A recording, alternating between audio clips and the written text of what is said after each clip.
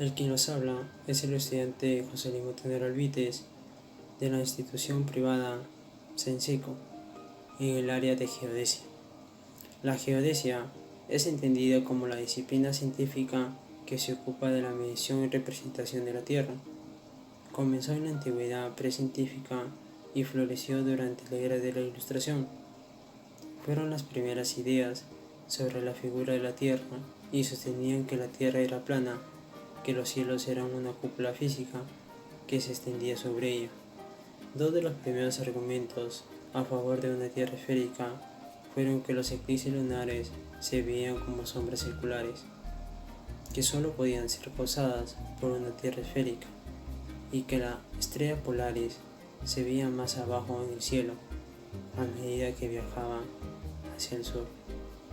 La geodesia, que tiene el mismo origen que la geometría, fue desarrollada en las altas culturas del Oriente Medio, con el objetivo de levantar y dividir las propiedades en parcelas. Las fórmulas usadas para calcular áreas, generalmente empíricas, fueron usadas por los agrimensores romanos y se encuentran también en los libros griegos. Por ejemplo, de Herón de Alejandría, que inventó la dioptria, el primer instrumento geodésico de precisión, que también permitía la nivelación que aumentaba la serie de instrumentos geodésicos como la groma, el ginomón, la mira y el trueno.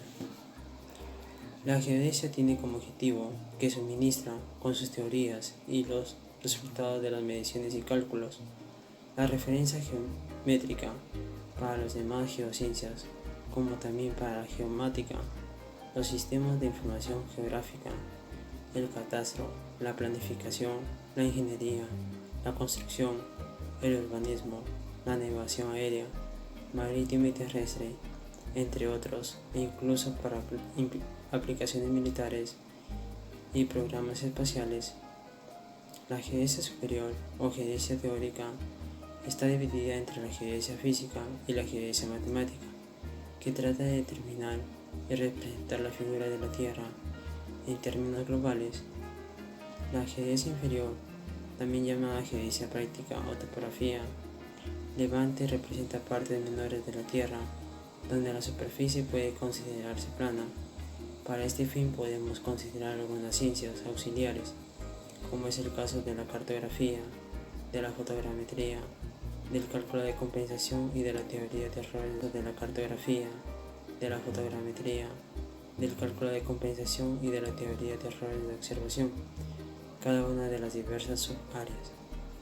Además de las disciplinas de la geodesia científica, existe una serie de disciplinas técnicas que tratan problemas de la organización, administración pública o aplicación de mediciones geodésicas, como por ejemplo en la cartografía sistemática, el catastro inmobiliario, el saneamiento rural, las mediciones de ingeniería y el geoprocesamiento.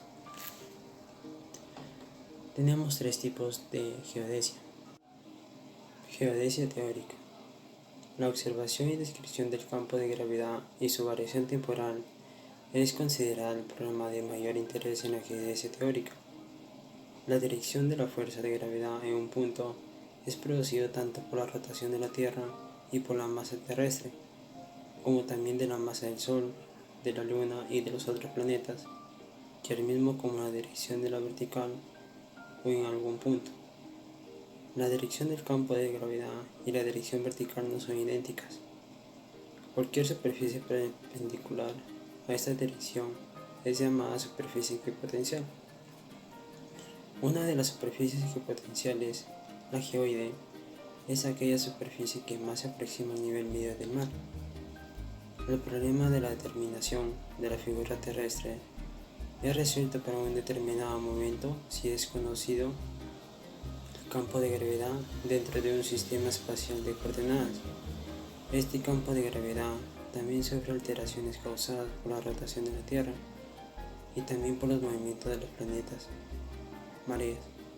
Conforme al ritmo de las mareas marítimas, también la corteza terrestre, a causa de las mismas fuerzas, sufre deformaciones elásticas.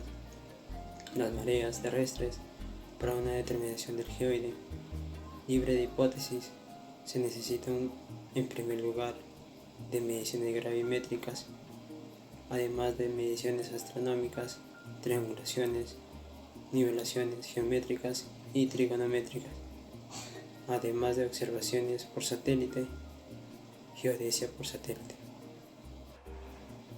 Geodesia física.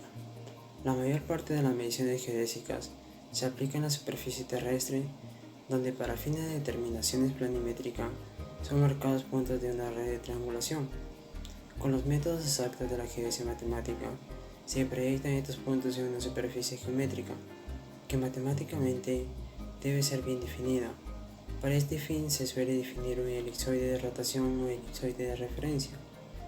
Existe una serie de elipsoides que antes fueron definidos para las necesidades de apenas un país, después para unos continentes, hoy para el globo entero.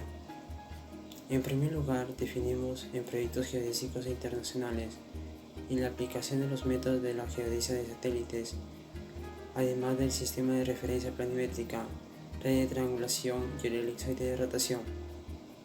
Existe un segundo sistema de referencia, el sistema de superficie equipotencial y líneas verticales para las mediciones altimétricas. Según la definición geodésica, la altura de un punto es la longitud de la línea de las verticales, curva. Entre un punto P y el geoide, altura geodésica, también se puede describir la altura del punto P como la diferencia del potencial entre la geoide y aquella superficie equipotencial que contiene el punto P. Esta altura es llamada de cota geopotencial. Las cotas geopotenciales tienen la ventaja, comparándolas con alturas métricas u ortométricas, de poder ser determinadas con alta precisión sin conocimientos de forma del geoide, nivelación.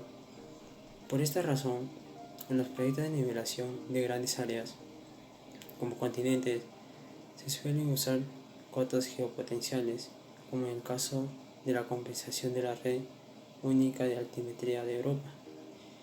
Y en el caso de tener una cantidad suficiente, tanto de puntos planimétricos como también altimétricos, se puede determinar el geoide local de aquella área. El área de la geodesia, que trata de la definición local o global de la figura terrestre, generalmente es llamada de la geodesia física.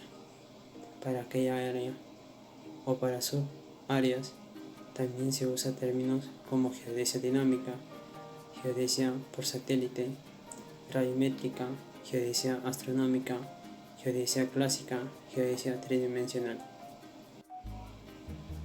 Geodesia cartográfica. En la geodesia matemática se formulan los métodos y las técnicas para la construcción y el cálculo de las coordenadas de redes de puntos de referencia para el levantamiento de un país o de una región. Estas redes pueden ser referenciadas para nuevas redes de orden inferior y para mediciones topográficas y registrales. Para los cálculos planimétricos modernos se usan tres diferentes sistemas de coordenadas, definidos como proyecciones conformes de la red geográfica de coordenadas, la proyección estereográfica para áreas de pequeña extensión, la proyección Lambert para peces con gran extensión en la dirección oeste-este, y la proyección Mercator transversal y proyección transversal de Gauss UTM para áreas con mayores extensiones meridionales. Según la resolución de la IUGG, cada país puede definir su propio sistema de referencia altimétrica. Estos sistemas también son llamados sistemas altimétricos de uso. Tales sistemas de uso son, por ejemplo, las alturas altimétricas, que son la longitud de la línea vertical entre un punto P y el punto P', que es la intersección de aquella línea de las verticales con el geoide. Se determina tal altura como la cota geopotencial C a través de la relación, donde es la media de las aceleraciones de gravedad acompañando la línea P y P', un valor que no es conmensurable directamente, y para determinarlo se necesita de más informaciones sobre la variación de las masas en el interior de la Tierra. Las alturas ortométricas son exactamente definidas. Su valor numérico se determina apenas aproximadamente. Para esa aproximación se usa también la relación fórmula, donde la constante es la media de las aceleraciones de gravedad. La geodesia se aplica bastante en lo que se refiere a áreas de mapeos y en términos de mediciones de terrenos. Catastro. Aquí podemos ver las diferentes representaciones de cartografía.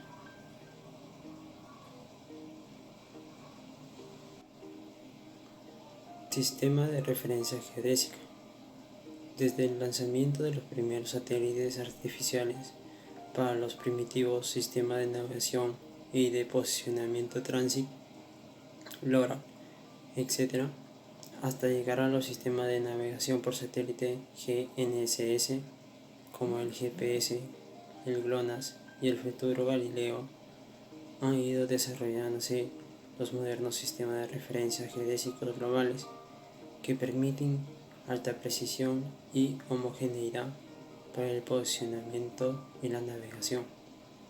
Algunos de los más conocidos son el WGS-84 World Geodetic System, Elipsoide de 1984, ED50, European Datum 1950, ETRS de 89, European Terrestrial Reference System 1989, CIRGAS, Sistema de Referencia Geocéntrico para las Américas, SAC-69, South America Datum de 1969, PZ-90, Parametric Sailing 1990, Elipsoide de GLONASS. Parámetros del WGS-84.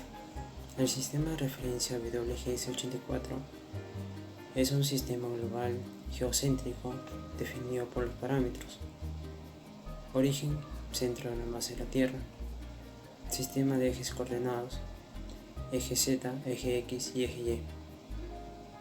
Eje Z es la dirección del polo de referencia del IERS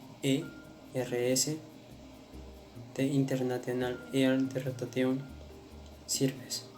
Eje X, intersección del meridiano origen definido de 1984 por el VIH y el plano de Ecuador, incertidumbre de 0.00 minutos. Eje Y, eje perpendicular a los dos anteriores y coincidentes en el origen. Semieje mayor, 6.368.137 metros. Semieje menor, 6.356.752.3142 metros. Elipsoide WGS-84, elipsoide de resolución definido por los parámetros. Achatamiento de 1 sobre 298,25722356.3. Constante de gravitación terrestre 72,2356.3. Constante de gravitación terrestre 3,98 6004.218 por 10 a la 14 metros cúbicos por segundos al cuadrado. Velocidad angular 7.292115 por 10 a la menos 5 radianes por segundo. Coeficiente de forma dinámica menos 484,16685 por 10 a la menos 5. Y eso sería toda mi exposición. Muchas gracias.